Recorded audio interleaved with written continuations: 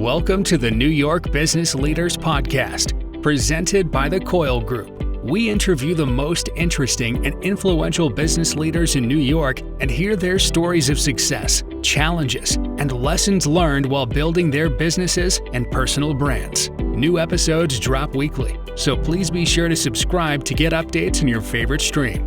Without further delay, here's your host of the New York Business Leaders Podcast, Gordon Coyle.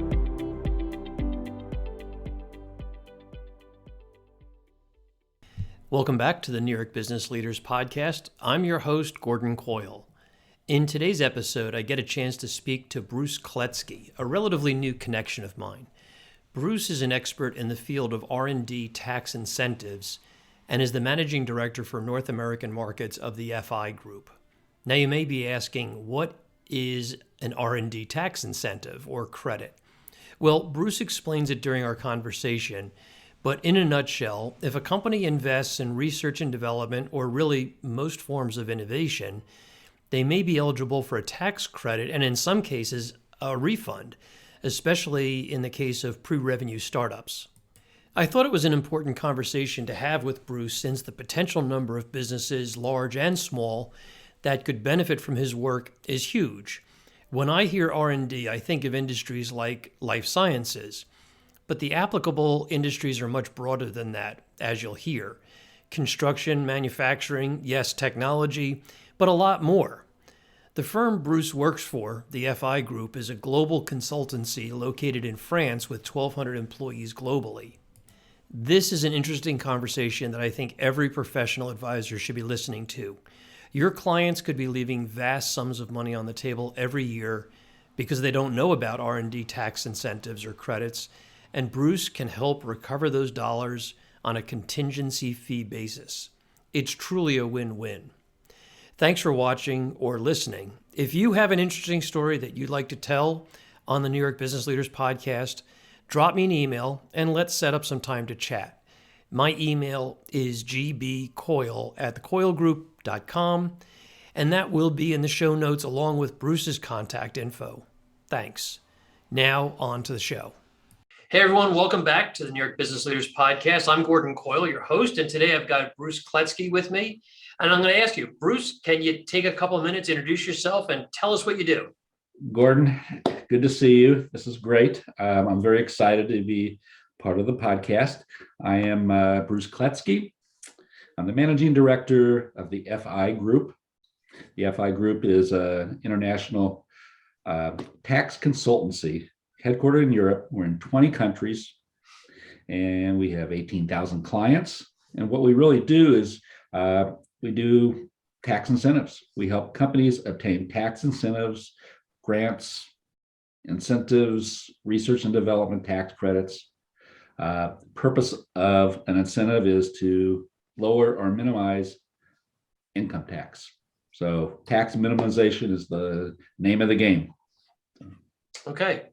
So, and I'm assuming that because you're in 20 different countries, that tax incentives are part of the code in all these different countries. There's different incentives and different structures in each of these different countries. Every country has different tax structures, variations. My focus has been the United States. We do business in every state in the country. Quite a few of my clients are global.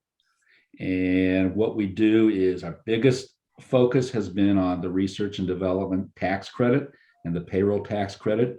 It's very robust, and it gets state and federal tax reductions. And the name of the game is tax minimization. So it's been around for 40 years. So in the US and in other countries, the purpose of tax credits is not just to give back tax dollars to business owners, but to incentivize them for a purpose, correct? Yeah. Initially, in the United States, as an example, the Reagan administration initiated the R&D tax credit. The purpose is to keep jobs in the United States. It rewards companies to hire innovative people, develop technology, innovation. It's very simple. It's more like a jobs credit. keep people in the United States, and innovate. Okay. Okay. So with that, one, maybe one other point, Gordon, is Sure. real important. That the benefit is it reduces state and federal income tax by hiring technical people. It rewards you to get a lower income tax rate. So great. So maybe we can kind of jump into tax credit R&D 101, as we mentioned before we started the call. Yeah. So let's start with, who are the typical clients that benefit from doing this kind of research, and maybe even take a step back? How do you start the process? Who are good prospects, and how does it all work? Okay, the great prospects are really, it's so broad. The code, the Department of Treasury manages it. It's very broad. Manufacturers, software developers, construction companies,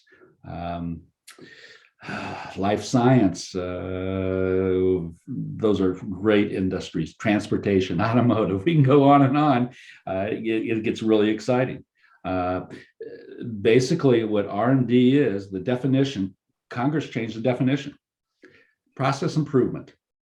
Any company that has a process that changes or is customized to meet client needs, to meet economics, that's R&D. People who do those activities can qualify for the credit. It's no longer do you have to innovate or watch things explode and wear white, coats and things like that. It's business process improvement. It doesn't have to be new. It's pretty deep. It's pretty broad. Yeah, I kind of had that image in my mind, that it was a bunch of scientists standing around reinventing the light bulb or something like that, where it was that was do not have to do that. And okay. It's a misconception. It shouldn't be called R&D. Yeah, it's business process. So anywhere where business is improving the process of how they run their firm, they may be eligible for a tax credit. Right. And there's some buzzwords that we look for. Uncertainty. If you're making something, there's some uncertainty of the outcome. Are you experimenting? Are you making something that you don't know what the outcome is going to be? It may work, it may not work. Guess what? Failure, you get rewarded for it. Any type of activity doesn't have to work. You could try trials, engineering. Those are great components of the R&D credit. Technological in nature. So it's those are broad terms, but that's what the code says. Okay. So let's drill it down to a couple of examples. I'm going to try to give you the most difficult one I can think of. Give me an example of somebody in the construction industry that got to take advantage of this credit. Give me an example. Or that's a great example, because I thought, what in the world is construction that makes something? I have a construction client as an example. Has 250 employees. They got a $656,000 per year credit. Wow. Like, oh my God, it's I became a hero. It helped their bottom line. What we look for on that construction company is performance, function, quality control, cost reduction. You design maybe there's some part architectural work. Those are aspects. Materials. If you're doing it, maybe material may not work. Okay. A good illustration also is if you're you're in the asphalt business, okay, and you want to get a contract with the government to make repair streets or whatever, you may have to design new type of asphalt so it's more functional and it's more competitive. So there's trials that go into that. When you see the asphalt on the street, that's an end result. you ask the question, what took place to get to that point? And there's a lot of activity, a lot of people were involved to become successful for that laying the asphalt. So those are good examples. It's engineering, performance, functionality. We look at the projects. So that's a great example. So it's not like somebody can open up a book and say, oh, okay, let me go down this list of potential things that I do that would earn a credit. They need somebody like you to come in and say, are you doing this or this or this or this? And you go through the process, and that's how you kind of identify the opportunities. Right. And what I've been explaining, you know what, is it sounds easy, but it is a government incentive.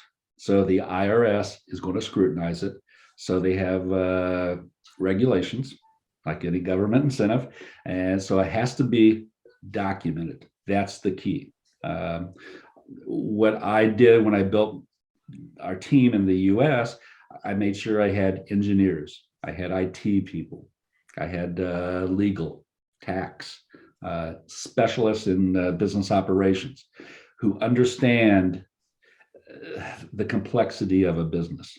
Because what we do is we find out what a company does, why do they do it, why do their customers buy from them, and we just apply all those activities to R&D, and they can get a tax incentive or an R&D credit that will lower their taxes.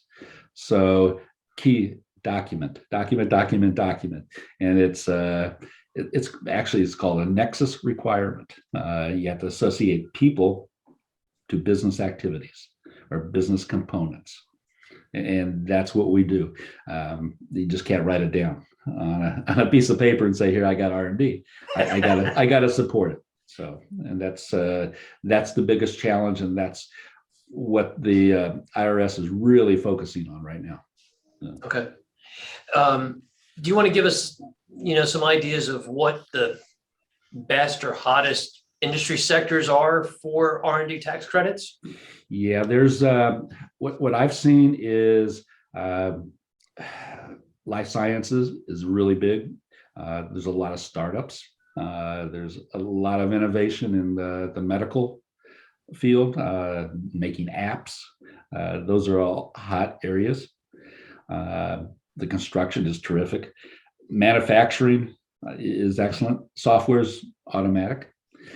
I would say any of those sectors, they will get a minimum of 25% savings off their income tax. Wow. So 25%. So that's material. A good example, if a company has, $10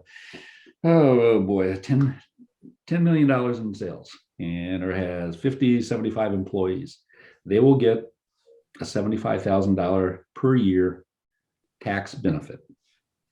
And what the law also allows you to do is you can go back. You go back 3 years and you can recapture the prior year's R&D activities. If you can't use the credit because maybe financial conditions are such where you're not taxable, the regulations say, here, you can carry it forward up to 20 years. Oh, wow. Oh my God. And it becomes an asset. So for a so startup, that's really terrific. Yeah. For a startup that's pre-revenue, they may have invested millions of dollars into their R&D of their app or their software or their pharma product or whatever it may be. And then once they kind of hit the mother load and they start making money, they've got that credit that they can pull into their taxes for 20 years. That's amazing. Yep. And for startups, there's some new regulations. A startup is considered a company 5 years old or less. Okay. And most startups don't make money because they're starting up. So the R&D credit is applied to their payroll taxes. Okay, it goes into the same activities as any other company, but it's applied to their payroll taxes and it reduces one of their biggest expenses. And you could actually use the credit for payroll taxes and for income taxes. So that's a great incentive. a good illustration is a company that is 2 years old, has 10 employees. Oh boy, they'll get $50,000 to $75,000 worth of payroll tax reduction, and that's a windfall for them. Mm-hmm. So, Mm-hmm. and if they can't use it, again, like you just said, it carries forward up to 20 years. So that's, it's a great, it's the most robust incentive that I've seen. So you're sort of like Santa Claus. Absolutely. Yeah, it's too well. It's actually it sounds too good to be true because they're like, oh, come on. Yeah, exactly. The government's giving away money, but again, it rewards companies to innovate. It rewards companies to hire technical people and to keep them in the U.S. Every country has these incentives, so it's very competitive for companies to go to Canada, Europe, Mexico, but it's very aggressive here, and it's very broad. The definition, again, documentation. That's what we focus on. Yeah. Right. So I would imagine that there's probably a lot of skepticism among employers or business owners that they hear about this and they probably say to themselves, "Oh, it doesn't really apply to me." Do you get that? 200% of the time, because like we talked about before about wearing white coats and watching things explode, and they say we don't do R&D. We make widgets or we have software. Guess what? Under the code, that is called R&D. So it's really about business operations. It's understanding if you make a product, if you make you make an automobile, how many components are in an automobile? Automobile is an end result. What we want to do is all the components that go into that automobile are research and development. So companies, $2-3 million, $5 million, they can take advantage of this. And one of the keys that I've seen is the government changed the definition of R&D. And of course, nobody knows about that. So it's been broadened. And even if a company's looked at it several years ago, take a look at it again, because the definition has changed and it has to do with the business processes. Okay, and that's it's that simple. And if it doesn't make sense to do, you don't do it. That's fine. But there's so many options, because you can go prior years, you can go future years. If you're a company that is what they call a flow-through entity, an S corp, an LLC, or a partnership, it flows through to the shareholders, so it gets a personal benefit. Oh my gosh! So. Interesting. The other trusted advisors that surround a business owner in any industry, one of them is a CPA. Is it common for your average certified public accountant to be bringing the idea of R&D tax credits to their clients, or is that something that's outside of the realm of what they do? Yeah, I work with lots and lots of CPAs. CPAs typically don't focus on the R&D credit. They're accountants, and that's what they're great. That's what they're best at. They rely on experts who have engineering backgrounds, operation backgrounds, technology, IT backgrounds to support their clients. Okay. So what I connect with a lot of CPAs all over the country and helping their clients. And it's a win-win, because it makes them look good. And that's what I'm trying to do. There are some larger CPA firms that do it. They do it in-house. That's great. But what I've seen is a lot of the mid-size or smaller CPA firms, they rely on expertise. So, and it's a business operations expertise. That's why companies hire us. Plus, they have the global bandwidth.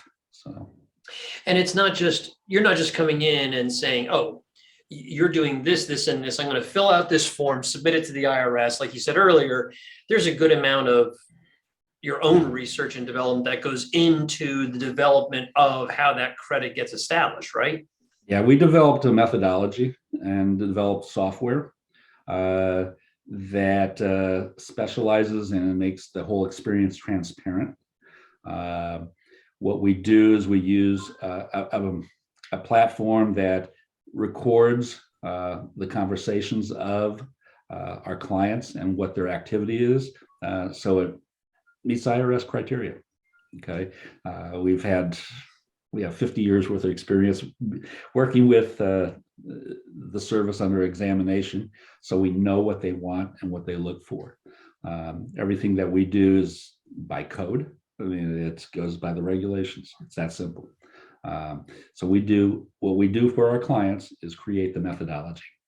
Got it. Okay, and then we work with their trusted advisor, their CPA, to make sure it's implemented. And we work with the CPA simply because that is their trusted advisor and they have a relationship. I want to enhance it. I mean, it's so important. You have to make the CPA look good, and that's what we do, and I respect it. I've done this for years, and I know what they're looking for, and I focus. It's all about education. It's I could promise the world, but I got to educate. I got to learn about the business activity, and that's a big differentiator. Our clients will be experts by the time we're done. So. Mm-hmm. Interesting. And then how does it get renewed? You said this can take place every year, year after year. Is there a big process to renewing it every year? No, unfortunately, you can't roll over the credit every year, and the regulations state you got to do it every year based on business projects, business components, business activities. Okay. So you have to file for it every year. And Okay. what it is self-assessment. That means there's a form called 6765. It's a tax form, and it's attached to the tax return. Okay, and it shows the calculation. On that form, you do not have to have documentation. The only time you have to have documentation is if you are examined. Okay, but we were very proactive, and we create a best practice, so you automatically have all the documentation to support it. It's written in English, so it's not very confusing. It's storytelling. So. Okay. Do you ever have prospective clients that say, I don't want to rock the boat. I don't want to raise any red flags. I don't want the IRS looking at anything more than I give them. Like, do they get a little antsy about that? Yeah, 100% of the time. How's that? It's human nature. And what I do is I try to show our prospects and our CPAs and our other, the financial professionals we team up with, some of the qualifying activities. So, I spend most of my time educating. Okay, I got it here. This is what is accepted by the IRS, and I have a checklist. I go, do you do this? Do you do that? If they do, you meet the criteria, and it's in the IRS language. So the risk it's minimized. In fact, for IRS audit, I think less than 5% of the time a client has been audited. It's probably 2%, but it's we follow the codes. Our sustention rate is 100%. So everything that we've done is been accepted by the service. We're wonderful and all that, but it's what really happens is we follow the IRS regulations. So to a T. And document. And one of the obvious questions is who are ideal prospective clients to speak to in terms of, we've already kind of covered industry, so just about every potential customer out there, but obviously one that's doing something that's unique and investing in some improvement process. But what about size? What's the typical size of an account that you want to look at? Typically, if you're, let's go with the startups. If a startup is probably 2 years old, 2 to 3 years old is a good candidate because they are probably funded and they'll get a benefit of over $50,000. So my criteria typically for a startup would be 2 years old, 10 employees. Okay. If you are a regular company, um, a good candidate would be probably 10, $15 million in sales, 50 employees or more, because there's the value of scale.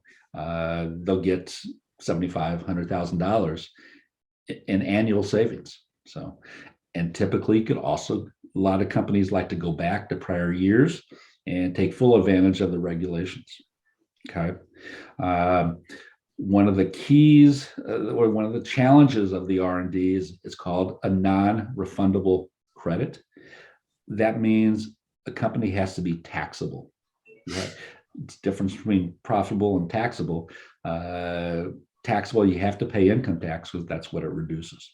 So if you have losses, you can't utilize the credit right now, but as we talked about before, it'll carry forward up to 20 years.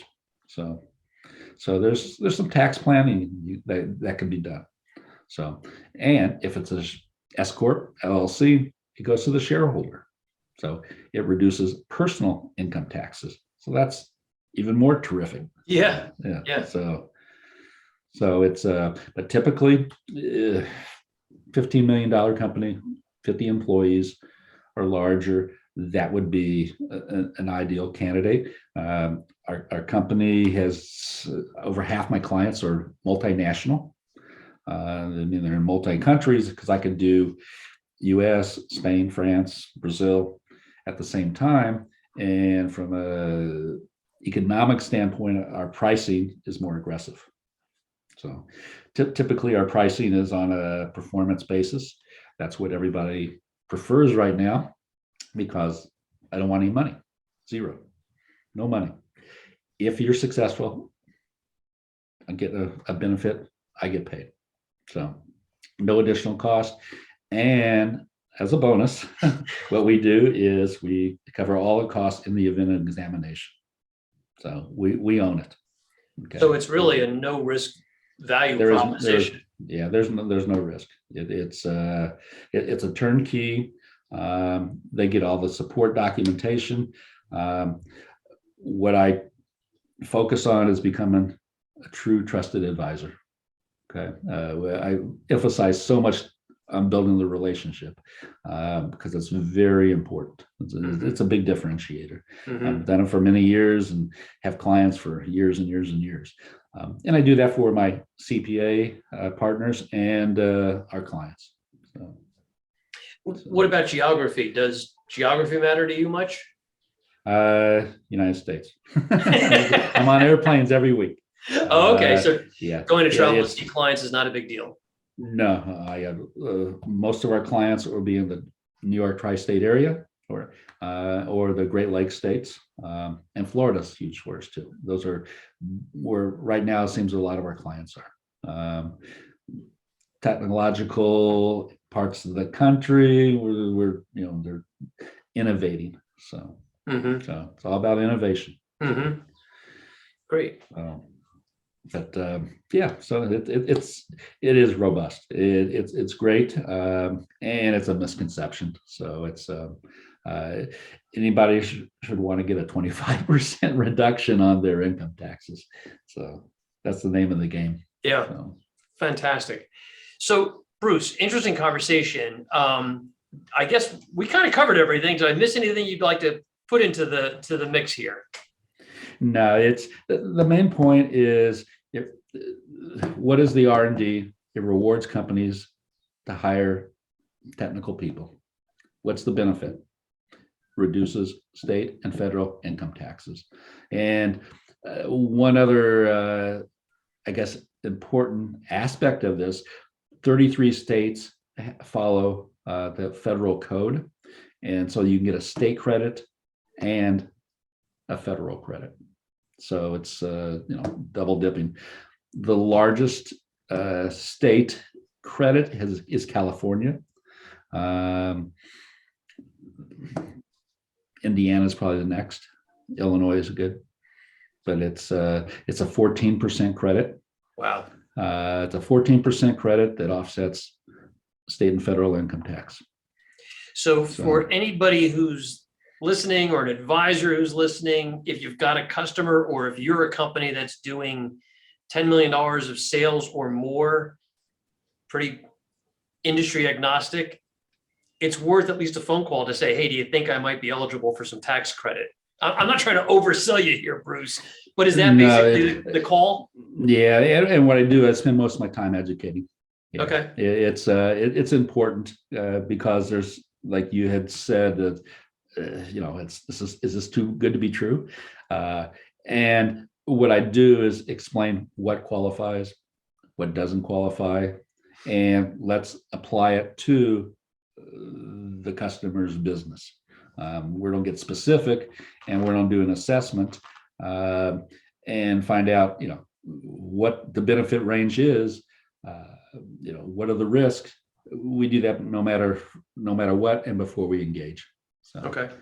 So you'll know, you'll have everything answered before we even start. So okay. It's, if there's a gajillion dollars, go get it. If there's, if there's nothing, okay, let's, no problem. It doesn't take long. So that brings me to the next question. And that is, if people listening or watching wanted to get in touch with you, what's the best way to do that? It's www.fi-group.com. Okay. I will put that in the show notes. So if you're driving or you're on the treadmill listening to this, yes, you can catch up with it at a later date. And I'm sure that if anybody wanted to go on LinkedIn and connect with you, they could do that as well. Absolutely. Yeah. Okay. Absolutely. Yeah. It's our company is very strong globally. Again, 18,000 clients. That's huge. We've been in business for close to 30 years. I mean, we're in 20 countries. We have a huge database of information that it's storytelling. It's we know and understand business and business operations, and we just apply it to the R&D credit. So that's great. It gives us a great advantage. So and just to kind of be transparent about it, Bruce and I met through some networking, and I heard his story and I was like, I got to get this on the podcast because I just thought it was so interesting. And for a lot of firms that we work with that are in the tech space, in the biotech, in any kind of industry, there's so much opportunity here that I think not having a conversation with Bruce is kind of like silly.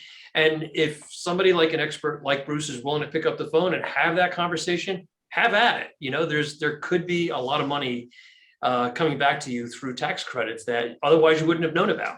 Absolutely. And it helps companies stay competitive because their competition's doing it. So yep. It's been around a long time. The key is just the definitions changed.